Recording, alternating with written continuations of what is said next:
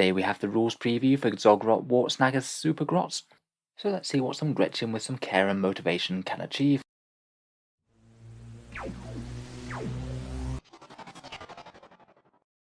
Hello and welcome back to Auspex Tactics, where today the focus was on Zodgrod Wortsnagga, and I believe that we have the first rules preview for Codex Orks. So far nothing too substantial, but we do have the rules of his fun Supa-Grots rule and a little bit of his war gear. They have expanded on the lore for Zodgrod just a little bit, which I do realise I've managed to misspell in the slide's title here. In any case, Mr. Wortsnagga is an outcast runt herd, ejected from the snake bites for believing that Gretchin can be trained, enhanced and become more powerful, and generally have weird concepts like worth and merit within an orc society.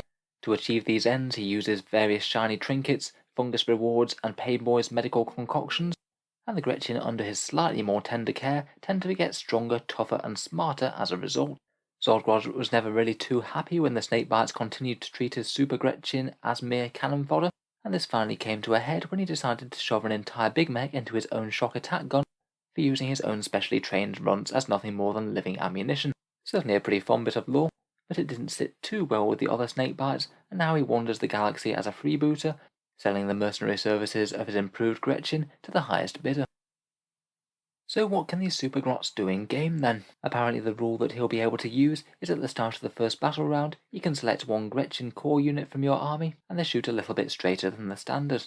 Every time the unit makes an attack, you add 1 to the hit roll, whether it's at range or in melee, and they can also make shooting attacks while performing an action without the action failing. Now as yet we don't 100% know which Gretchin units will be core. I'm going to guess that it is just going to be the standard grots. I suppose if we're lucky it might be killer cans as well, but he isn't exactly known for herding around killer cans, so that interaction seems unlikely.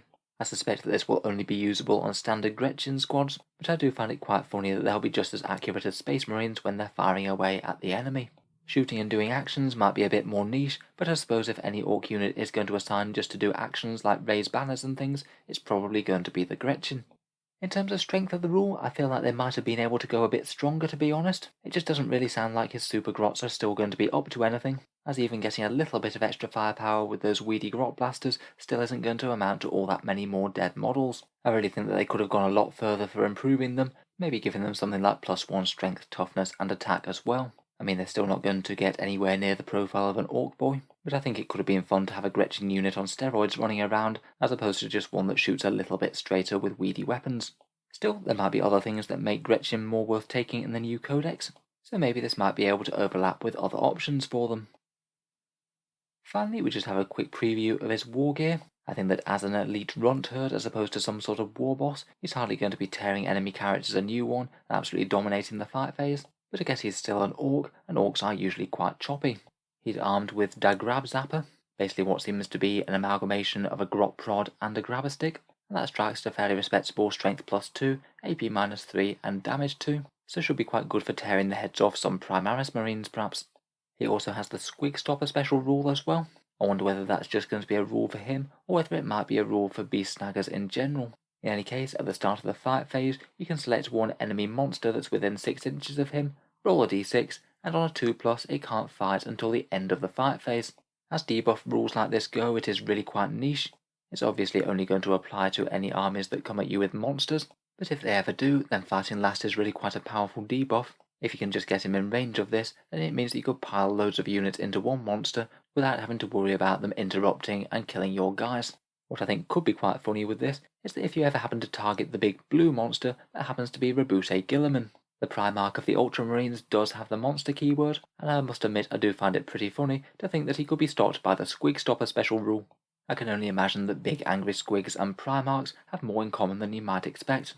Finally, it seems that he has some sort of injector slugger. We haven't seen the rules for that yet, but it might do something else. I'm kind of hopeful he might have some other way to augment Gretchin out of his character. Maybe something like Fabius Biles upgrades where you get to roll a random buff for the unit and he could apply it each turn. I think that will be quite fun, and it could make the Supa-Gretchin just a bit more impactful. Complete speculation though, it could just be a fancy looking slugger for all I know. So as always, let me know what you think of the rules down in the comments below. Quite fun that we're seeing our first previews for the Orc Codex now. Hopefully that implies it won't be too far away, maybe even within a month or so if we're lucky. Games Workshop did end the preview saying that there's at least one other snakebite character on the way.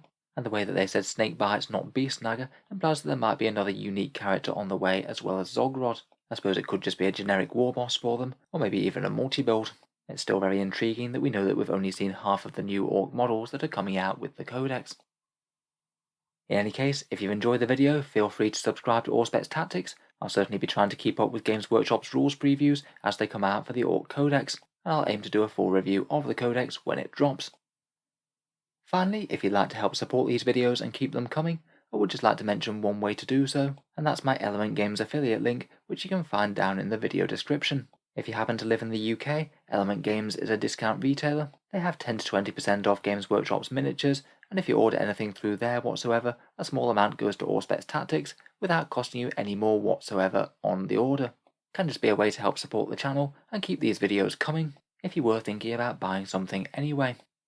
For people in the USA and Canada, there is also an Amazon link as well. That works in literally the same way. Click on it, buy anything whatsoever through Amazon, whether 40k or not, and a small amount goes to help support Auspex Tactics without costing you any more.